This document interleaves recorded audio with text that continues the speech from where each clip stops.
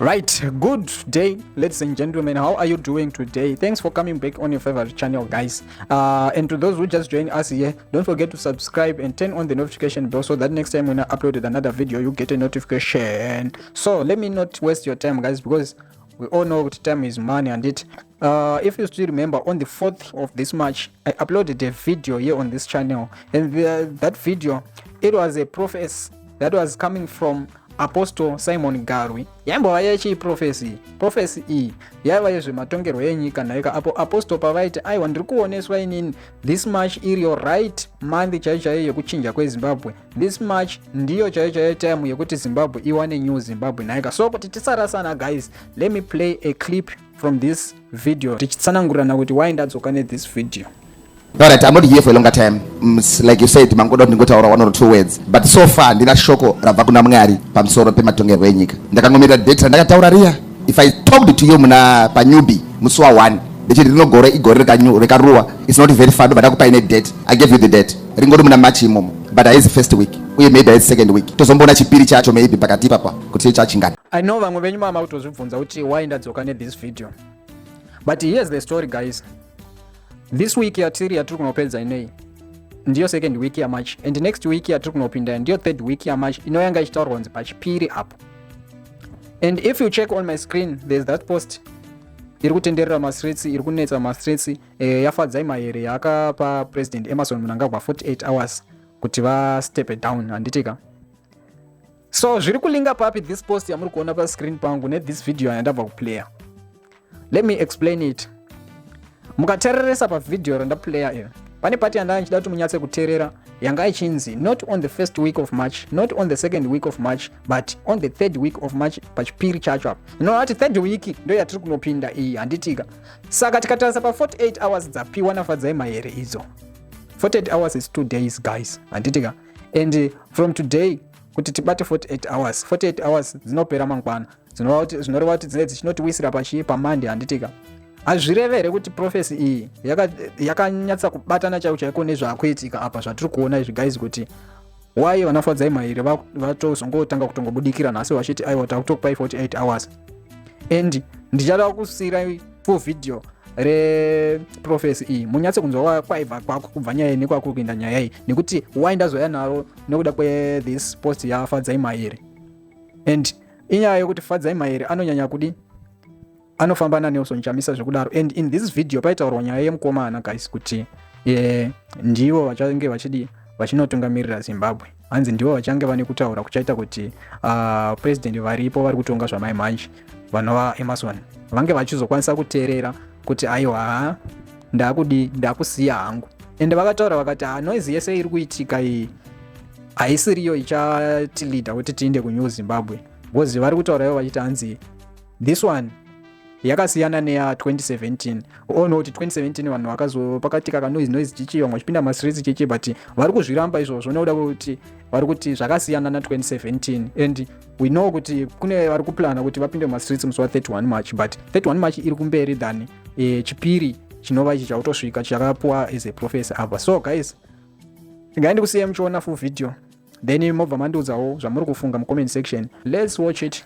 Asandasiya zuva racho kuti ndirini, asi ndikariwana, asi ndakaritaura zuva racho iroro naika pandaitaura panyubi, ndizvo. Saka ndina shoko izvezvi nekuti ivo vakanyararawo Mwari wacho. Saka ini ndoda kutaurirei pamusoro pezvezvi, because pamwe pacho muchatozotya kugeza nekuda kwakuti paukadzi wageza unenge una gezi ameno, because anogeza unenge ungotorina gezi samwe. Saka inogona kunge yakunetsa, but gezai yenyu zvichakanaka naika. Hatsoa zvashata zvo zvamunofunga. Takangomirira zuva iroro, ukaona vachoti ivo vakamirira sigina, vakamirira ndichitaura. Ndanyoseka kusine pasi achiti maichakanokadzwa kanoendi anogona kusokanzwa anogona kukanzwa nima maichakanoso chakatodini. So it's something that ndoza ndiri confused ndakaunda pana anganditi sendero kwedza kugadzirisa semunhu angonzi sumuka nchadi kuti sodrika serious sister. Ndikati pika munhu unoda kuchallenge izvo uri munhu rume kana uri munhu kadzi wakambozvona kuti unyanya kuchallenge munhu ari pasi, munhu ari padhuze ndiye munhu anochallengeka, yeti ane simba kupfuura iwewe but anochallengeka. Mekamboda penutaura ndoziva kuti kaprofita zviri direct ka zvinotaudza sindotoda kuti tobudza something. Andimati moda kuti tiziye takwenda kupi anochallengeka munhu ari padhuze pana unochallengeka nemudzimai wake. Mudzimai anokanganwa kuti muzonzi mai nhingi ndini anhiya ndakakubvisa kwawanga uri ku zvakujeka nditi. So handiyo nziri yatakaprofita pano yekuti tichachallengeka nemudzimai. Taura zvakanaka masanzi nekuti pane mwana asiri son ari kunze achakubetserai kutaura zvakanaka. Ndosaka akazoti God is in it. Ndopanogumira ipapo. Unasona kuti apana zvandombotaura. Amuna mozvo hashtag God is in it. He's not the son of the prophets. He is not the son of the prophets, but he's part of the crew. Because haungatauri nyaya ukasataura zvemukomana ari kuperekedzawo. But ndakuchiti imini masanzi taurai zvakanaka nani nababa. Inoizi handiyo. Ndosaka takambonyarara haiziyo. Yatakati ngaitwe. Hatina kunza here kune karuwa kachabva kunze uko kachaenda pane bhachi rababa. Hatina kachaenda pabhachi remudzimai. Kunyange mukapfeka mazambia mese baba naamai. Kusipati papo unosona kuti baba naamai masonera mazambia runenge rudo handiri ndichazoitaura zvakanyaunaka iye. Ndakazosiya mapejisa. So ndiri kuti inini bhachi ndio richatora karuwa. Saka zviro kuti inini profesi yangu handisi kuona kuenda kwababa. Vanoona ngavaone but handisi ndaona kuenda kwani. Ndakapedza kuona here. Handisi kuti havaendi ndati handisati ndazviona. Ndazozviona ndichakuudzai. Saka zvinhu zvamuri kusekerera izvi handizvo. Mai nyararai. Hakuna chinoitika panyika Mwari vasina kutaura. And hakuna anofa, don't worry. Hakuna rasikirwa nedemo. Hakuna bloodshed, don't worry. Kana iriko mutocraft wade imwe kwete ndiri kutaura apa hakuna ba. Tingaita zvema accident zvimwe zvakadaro hakuna. So ndiri kuti chi? Ndiri kuti regedza baba vadini? Wawanoona nitaura zvakanaka navo. Papacho kuti usaita shanje mwana wesangano kana paine umwe mwana anogona kutaura zvakanaka na Elisha. Iwewe nokusagona kutaura kwako chiregedza kunoataka mwana ati be content. Ivaiwo nehanya nesu ndinokunamatai kuti muende nesu. Iwe chiregedza kuda kutsvaka chigaro handiti asinotora pandiri handizvo agona kutaura chete mwana iye rugare mapostori. Ipapo pane mhinduro yekuti wamboramba unozoenda kuma sons of the prophets wakati enda henyu kumwana asiri son of the prophet angoro ari kuperekedza ndofunga ndi amabhiera wama sons of the prophets ikoko muprofita ndokubva abvuma ndokubva ndichaenda relax.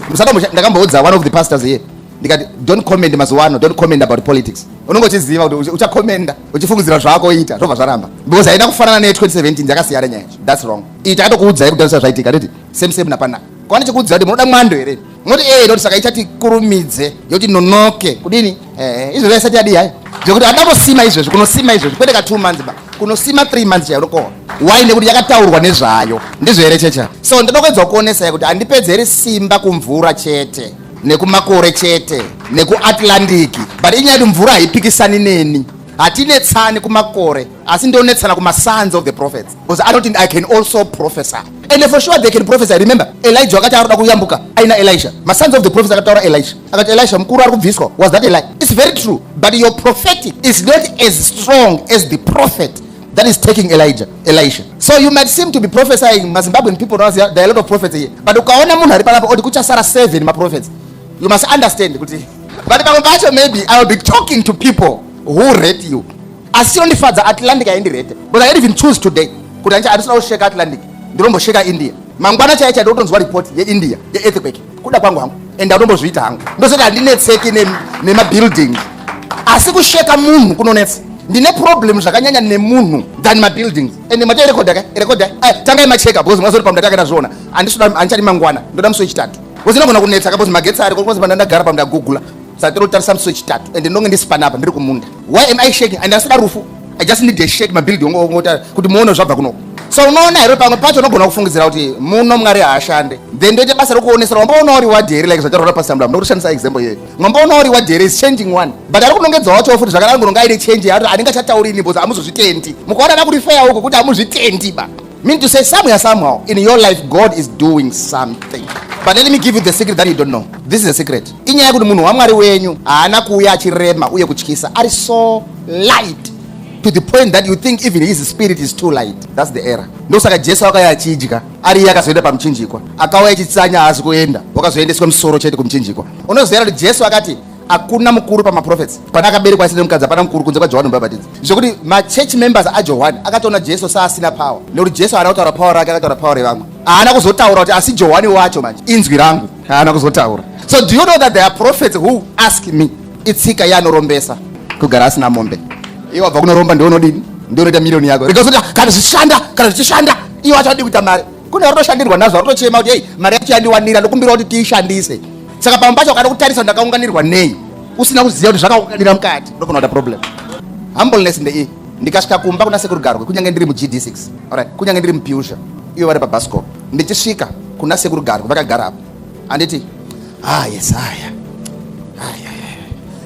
uri kuedza kuratidza mudhara kuti hamusvike revu iro baba vakagara manje chaanotanga vatarisa ndechekuti ropa rako nerangu rakasiyana papi zita rauromboshandisa ngerani ndinonzi Simon ndizvo ndakangoerekana ndakuzorinzwa richidedzerwa andira kudiscussa nawo kuti vanditi Simon pane pandakazongopepa unozo mwana pane paunozopepuka kuziya zita rako ndizvo kazhinji kacho maybe wapa ECD1 but kare patango zero first week of crash mwana otanga kupepuka ndipo unotanga kuziya ah inyikaso but ipapa hwana hwese karapa kakabatwa apa nemanjaja kana kakatengero kari papa kanongoziya izvozvo but pane pakasikazombozviziyi izvozvo kutanga kuziya chinonzi life yeadulthood ndichide zvakanaka vamwe pakanoguka mazino ndipo pandakatanga kunzwa ah ndonzi Simon isu pati ane 2-3 years vachidaidzira zita iroro was I there saka zvese zvakaitwa mandiri ndofanira kuziva kuti credit iyoyo ina baba vangu.